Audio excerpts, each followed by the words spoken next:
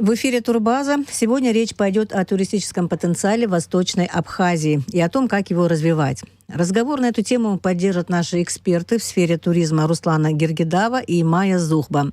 Майя будет говорить с нами по телефону. Добрый день, уважаемые друзья. Здравствуйте. Добрый день. Добрый день. Итак, мы регулярно обращаемся к теме Восточной Абхазии и с точки зрения того, насколько это именно с точки зрения того, насколько это благодатная и потенциально богатая в туристическом отношении часть нашей страны. Буквально на днях об этом говорил и президент в ходе встречи с Кириенко, первым замглавы администрации президента России. Так почему же эту проблему так сложно решить? Почему есть только какие-то точечные проекты, отдельные объекты, но в целом это довольно пассивный с точки зрения туризма регион или часть нашей страны? Наверное, вы, Руслан, начнете? Тема очень актуальна, мы ее часто действительно здесь обсуждаем, и вот мы все ходим вокруг да около, но действительно решение проблемы — это финансирование, то есть люди, которые там проживают, они очень активно настроены для того, чтобы стать частью туристического рынка, но им для этого нужна поддержка. Поддержка на государственном уровне, поддержка на уровне поддержки молодежного стартапа, предпринимательства. И вот, к примеру, новый маршрут, маршрут здоровья, был запущен не так давно, командой Абхазии, показал, насколько местные жители отдаленных сел были вовлечены в этот процесс формирования нового туристического маршрута, который уже стал востребован к майским праздникам. То есть у нас уже туристы бронируют этот тур, потому что буйволиная ферма, экотропы, такие вот отдаленные села, о которых они раньше не знали. Что пугает туристов, это в первую очередь вопрос инфраструктуры и логистики. Конечно, им интересно увидеть наши пещеры, им интересно увидеть наши древние храмы, соприкоснуться с местными жителями, потому что когда мы соприкасаемся с туристами, которые приезжают к нам отдыхать, они сразу говорят, что мы не хотим стандартную экскурсию, мы здесь у вас были уже 3-4 раза, потому что я неоднократно отмечала факт того, что к нам приезжают люди, которые приезжают сюда стабильно. Или же люди, которые уже объездили весь мир, им по факту больше некуда ездить, только лишь в пределах СНГ. И, разумеется, этим людям хочется что-то интересное, они готовы за это платить деньги. И востребованность восточного направления, на мой взгляд, это не просто перспективное направление, но оно еще и будет востребовано в плане цены. Потому что туры, которые я ставлю на Восточную Абхазию, они не дешевые. Потому что я знаю, что это будет интересно, это эксклюзивно, по той простой причине, что мы формируем маленькие группы, мы ездим к людям домой, в буйволиные фермы, мы посещаем плантации, мы устраиваем мастер-классы рисунка в мандариновых садах и прочее. И, разумеется, людям это нравится. Но одной инициативы мало. То есть здесь нужна именно финансовая поддержка. И мы сколько угодно можем на эту тему говорить, но пока не будет выделено определенное финансирование на поддержку туристических направлений, конечно, толчка не будет. Но хотелось бы отметить очень важный факт. 2 больших проекта. Это «Гостеприимная Абхазия» и, конечно же, фонд президентских грантов. Я победила в рамках фонда президентских грантов. Мой проект победил. Он в том числе был по направлению развития Восточной Абхазии. У нас были презентации наших проектов. Вы не поверите, из 32 победителей 22 — это направление Восточной Абхазии. То есть, представляете, это какое финансирование пошло в это направление. Это вновь показывает, что даже в рамках экспертной комиссии отбирались проекты по развитию Восточной Абхазии. Это и патриотические, и спортивные, и туристические, и досуговые мероприятия в рамках Восточной Абхазии. То есть это вновь показывает, насколько все заинтересованы в развитии. А развитие — это, конечно же, поддержка в финансовом направлении. Майя, какова ваша точка зрения по этому вопросу? Почему не можем сдвинуться с какой-то определенной точки, не могу сейчас сказать, чтобы с мертвой точки, но тем не менее такого рывка именно по развитию Восточной Абхазии? Мы говорим, наверное, это в контексте общей экономики страны, возможно, о какой-то неразвитой инфраструктуре, но хотелось бы ваш взгляд услышать, понять ваше мнение. Добрый день еще раз. Хочу сказать, что я с Русланой полностью согласна, потому что действительно для развития восточных регионов нашей республики нужна финансовая поддержка. И нужна еще реклама этих объектов, многих, самого района, районов и так далее, реклама этих достопримечательностей, потому что часто туристы, работая много лет в этой сфере, мы видим один момент, что туристы, они знакомы с озером Рица, Новым Афоном, у них на слуху Гагра и Пицунда, но порой они не знают о многих очень красивых местах, достопримечательностях нашей Восточной Абхазии, которые в медиаресурсах, их тоже надо рекламировать. Ну и, конечно же, доступность этих объектов. То есть, когда эти объекты труднодоступны, когда к ним нет дорог, нет к ним, так скажем, логистических маршрутов, нету туристических маршрутов, экскурсионных маршрутов туда, то люди просто не знают об этих местах, они просто о них не слышали. И это нужна действительно поддержка, финансовая поддержка для того, чтобы проложить дороги к этим объектам, сделать должную рекламу этим объектам, и тогда они, естественно, будут иметь спрос. Ну, сказать, что Восточная Абхазия вообще не развивается, это очень, конечно, будет обманчиво, потому что у нас прекрасный Очимчирский район, сам город Очимчира, он находится на берегу моря. Появляются санаторно-курортные комплексы, появляются новые отели, которые действительно востребованы у гостей. Люди хотят отдохнуть немножечко вдалеке от шума, от городской суеты, так скажем. И многие люди этим пользуются, они приезжают, эти объекты отдыха, они пользуются спросом. Те же самые водопады Восточной Абхазии, которые сейчас стали на слуху, вот несколько лет люди приезжают, они сами просят. То есть если раньше, несколько лет назад, мы давали рекламу этим местам и уговаривали людей поехать и посмотреть, то сегодня люди это знают, они это слышат, они говорят об этом, сами просят им показать эти места. Объекты, оздоровительные объекты появляются в Восточной Абхазии. Один только комплекс новый, спа-комплекс Амза, чего стоит. Это современная, благоустроенная бальнеологическая лечебница на базе термальной воды, которая тоже пользуется популярностью. То есть это идет развитие. Если говорить об инфраструктуре, то какие инфраструктурные объекты в первую очередь требуют развития для запуска туризма? Мы сейчас пока не говорим об аэропорте, потом затронем и этот фактор тоже. А вот, Руслана, как вы считаете? Хотелось бы, знаете, еще какой факт отметить касаемо инфраструктуры. Я всегда и против монополизации абсолютно всего. И мы знаем очень много примеров, как в рамках Восточной Абхазии появляются крупные, очень привлекательные туристические точки, и люди, которые владеют этим бизнесом, они действительно вокруг себя закрывают это предприятие. И не просто в рамках своей инфраструктуры. Будь это ресторан, да, мы сейчас берем в пример ту же самую Черниговку или направление от Корчала, или направление других районов, что не дает возможность другим малым предпринимателям этого села расти в этом направлении. То есть на этот факт тоже нужно обратить внимание. Для того, чтобы поддерживать именно сельскохозяйственное направление, туристическое, и давать им возможность быть конкурентоспособными.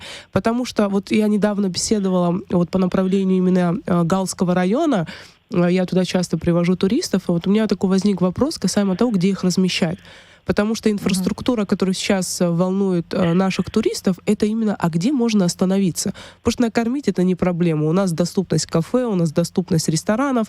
Может быть, логистика немножко занимает время, но в этом проблемы нет. И вот мне один местный житель Галского района, как и Очимчирского, и Ткварчирского, и других районов данного направления, сказал очень интересный факт. Я, знаете, о нем первый раз задумался. Говорит, а зачем мне строить коттеджи, тратить на это миллионы? Я не конкурентоспособен. Вон, видели, Руслана, какую Лабру построили? Да, туда нет дороги, да, вокруг все разрушено. Но вот сейчас они там что-нибудь построят, да, то есть нету уверенности вкладывать деньги вот именно в направлении у тех предпринимателей, возможных предпринимателей, потому что они не чувствуют безопасность своего бизнеса. Это вот к слову о том, как нужно поддерживать именно малых ательеров, которые в том числе хотят в этом направлении расти, потому что для них сумма 1-2 миллиона — это большие деньги. Вот, и поэтому скажу вам честно, с инфраструктурой проблем нет. Там, где нет дороги, это джипинг, да, это интересное такое направление, которое нравится нашим туристам. Но вот они говорят: Руслан, мы хотим поехать в Кудорское ущелье, но это так тяжело, да, там доехать до там этих домиков тяжко, да, то есть это часа 4-5 занимает по бездорожью, а вот ближе ничего нету. Вот, поэтому в этом направлении тоже бы хотела, знаете, провести какой-то конкурс или тендер именно на поддержку в создании объектов размещения, потому что с ресторанами все-таки вопросы у нас относительно нормальные, то есть в этом нет проблемы. Ну вот, допустим, инфраструктура, это и транспортная доступность. Да. Я сейчас говорю даже не для туристов, а для тех людей, которые там постоянно живут, да.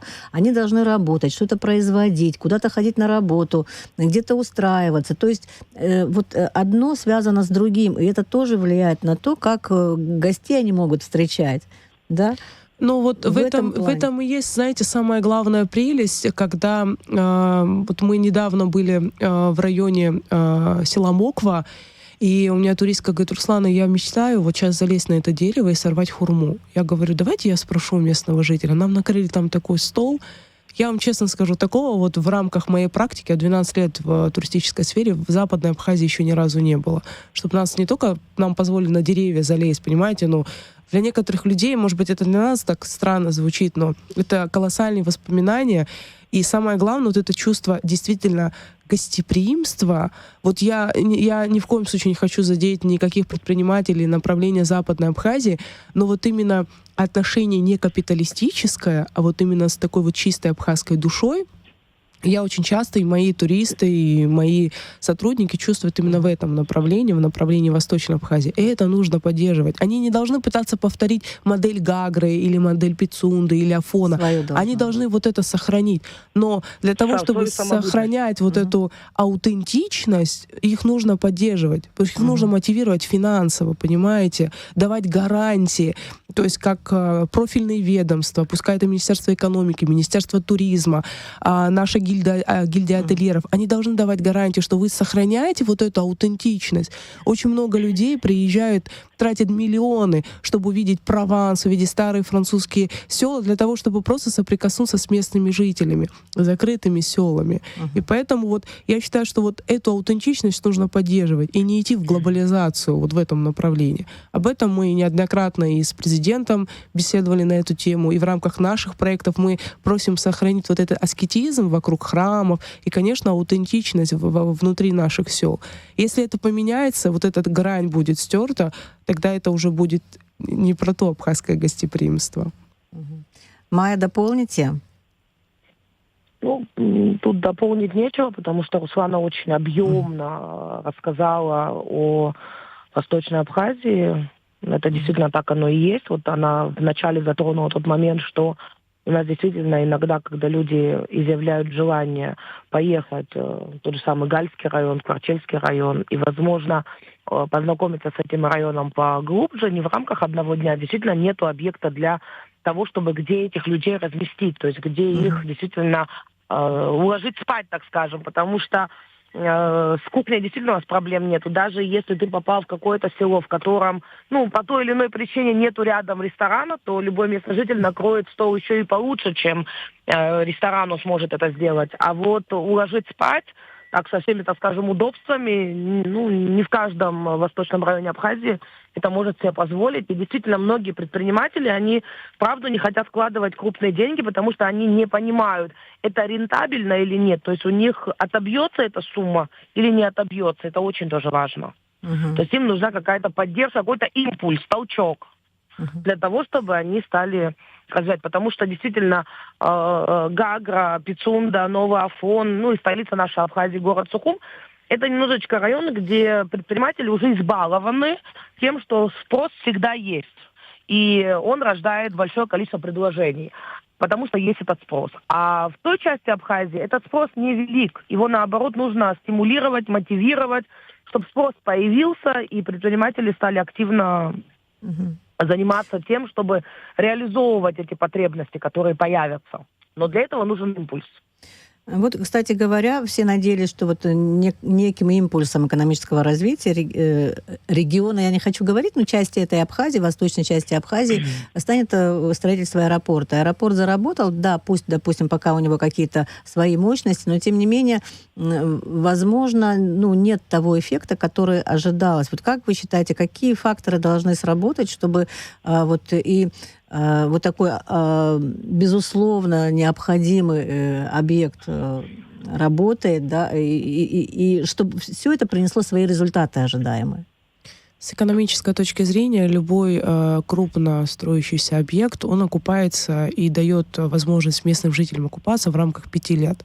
И поэтому делать какие-то прогнозы о том, что вот построили, а вот пока вот никак, ну, в целом это нормальная пока практика. У людей все-таки на слуху такие районы, как Сухумский, Гулрыбский и другие районы. А вот все, что я вот, знаете, вот буквально недавно у меня был человек, который 4 раза был в Абхазии, она говорит, а за Сухумом еще Абхазия.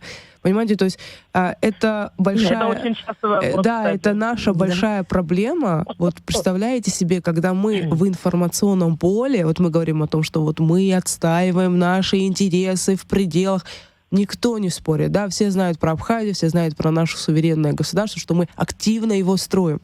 Но никто не знает, а что же, понимаете, за Сухумом. Это большой пробел, который я очень надеюсь, что в ближайшее время даже в рамках наших молодежных проектов будет развиваться. То есть люди, прилетающие, не знают, что можно поехать туда, потому что они видят коров, они видят сразу после аэропорта с правой стороны разруху, и туда особенно ехать не хочется. И что делают вот в рамках маркетинга? То есть людям не предлагают это направление. Я ни разу не слышала о размещении, не знаю, там, в Адюбже, хотя потрясающая Скурча. Господи, у меня люди такие счастливые оттуда приезжают, понимаете? Но это направление нужно раскручивать информационно. И поэтому вот когда люди прилетают, вот они видят людей, которые предлагают услуги трансфера, услуги экскурсионных объектов, ну пускай они делают акцент в этом направлении. Ну вот, кстати, интересно, почему нет и кто должен заняться вот раскруткой, да, рекламой Восточной Абхазии? Это дело предпринимателей самих или все-таки вот, да, ментура, государство? Предприниматель, он бизнесмен. У него есть здесь и сейчас. То есть человек бизнеса, он не делает риски неоправданные. То есть он не будет рисковать, не имея на то поддержку. И я убеждена, я об этом говорю всегда и везде. Надо поддерживать национального инвестора, поддерживать национального бизнесмена, потому что он здесь. И поэтому, если наше государство будет поддерживать наших предпринимателей и давать им гарантии, что вот если вы что-то построите, сделаете, направите новые, создадите новую инфраструктуру, то есть вы как национальный инвестор, вы же никуда не уйдете. Здесь ваши счета, здесь ваши деньги. Мы вас видим, ваш экономический, да, то есть вы платите налоги в бюджет. Вот их нужно поддерживать. Тогда для предпринимателя Абхазии будет, скажем так, с финансовым пониманием грамотности выгодно вкладываться в развитие. То есть они и будочки поставят с рекламами, и сразу же сделают так, чтобы их сотрудники трансфера направляли людей в то направление. Пока Министерство, не знаю, финансов, экономики, но это все-таки явление президента, пока они не начнут поддерживать местных предпринимателей, национального инвестора, а у нас их много, и они достаточно крупные, они, понимаете, как они не будут в это вкладываться. То есть им, конечно, хочется взять. Как выглядеть должна эта поддержка? Просто финансирование? Конечно. Ну, к примеру, они дают гарантию, да, то есть, или вот мы, кстати, недавно беседовали с одним нашим крупным инвестором, он сказал, я готов заплатить 50%, если я буду уверен, что государство на 50% мне поможет. То есть я готов здесь построиться, если государство отдаст мне вот эту территорию земли, я построю там хороший реабилитационный центр, о котором я мечтаю. То есть я призываю, я говорю, помогите, постройте нам реабилитационный центр для наших ветеранов нашей войны. У нас каждый день умирают наши ветераны. И он говорит, я построю, но дайте мне гарантии. Понимаете? И это тот момент, когда именно нога в ногу. Государство должно идти с предпринимателем, потому что крупный предприниматель притягивает малых предпринимателей, а малые предприниматели притягивают другие сектора. И вот так. И это только таким образом мы можем развивать внутреннюю экономику. Не ждать вот этого человека, который отсюда придет, мы ему по 300 рублей будем продавать номера, а вот эта теневая зона останется, понимаете, за пределами Абхазии. И это должна быть такая, знаете, работа купна. Мне очень нравится это старое русское слово. То есть в совокупности, то по-другому никак. И если бизнес не получит вот этой поддержки и уверенности от государства, он скажет, ну я же как-то вроде развиваюсь, зачем мне ваша Восточная Абхазия? А вдруг вы что-нибудь, какой-то налог придумаете, или то есть дайте мне гарантию на лет 20-25. И я вот поменяю это все. Но у нас мышление же какое было? Коммунистическое, капиталистическое. Мы вот с этим вот социалистическим мышлением, к сожалению, пока ничего сделать не можем. Майя, какой тип туризма, допустим, агротуризм, экологический, культурный, может стать визитной карточкой восточной части Абхазии, создать там, допустим, те же рабочие места? Ну, думаю, что Восточная Абхазия у нас сельскохозяйственная, в первую очередь это сельскохозяйственный район, один из крупнейших, можно сказать, районов по площади именно сельхозугодий, поэтому это, наверное, агротуризм, который, кстати, имеет достаточно большой спрос в европейских странах, да и в странах России очень часто люди, в городах, так скажем, в городах, так скажем, в областях России имеет достаточно интересный спрос, когда люди едут в сельскую местность и наряду с жителями села занимаются аграрным сектором. Те же самые мандарины. Вот Оксана сказала о мастер-классах в мандариновых садах. Но параллельно с этим люди безумно радуются, когда они имеют возможность собрать эти мандарины с дерева.